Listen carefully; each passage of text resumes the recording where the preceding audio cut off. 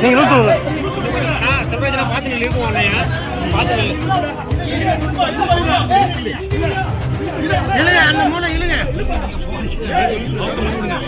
இல்லைங்க, இல்ல அந்த மூளை இல்ல,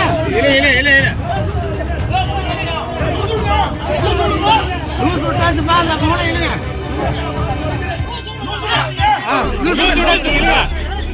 நீ இல்லைங்க, இல்ல இல்ல இல்ல தூரலுங்க தூரலுங்க தூரலுங்க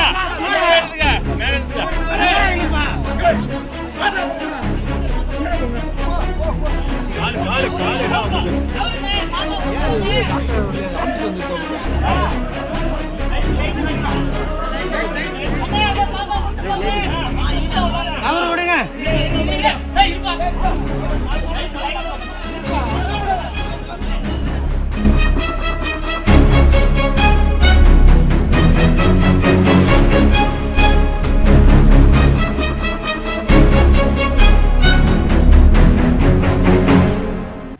திடீரென 100 அடி ஆழக்கிணற்றில் தவறி விழுந்த தம்பதியர்.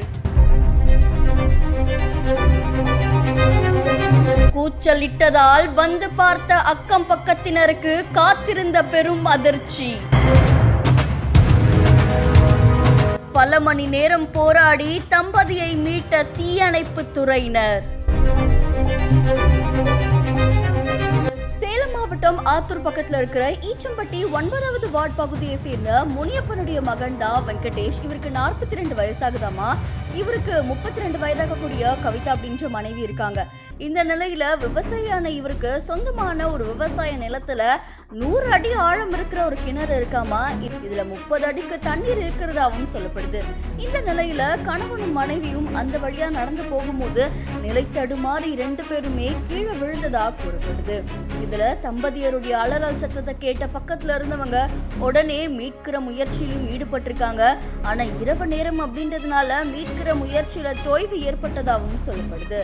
உடனடியா ஆத்தூர் தீயணைப்பு நிலையத்துக்கு தகவல் தெரிவிச்சிருக்காங்க. விரைந்து வந்த தீயணைப்பு நிலைய அலுவலரான அசோகன் அவருடைய வீரர்களை வச்சு கயிறு, அதுக்கப்புறமா மீட்பு வலை மூலியமா கணவன் மனைவி 2 பேரையுமே கஷ்டப்பட்டு தீயணைப்பு துறையினர் மீட்டிருக்காங்க.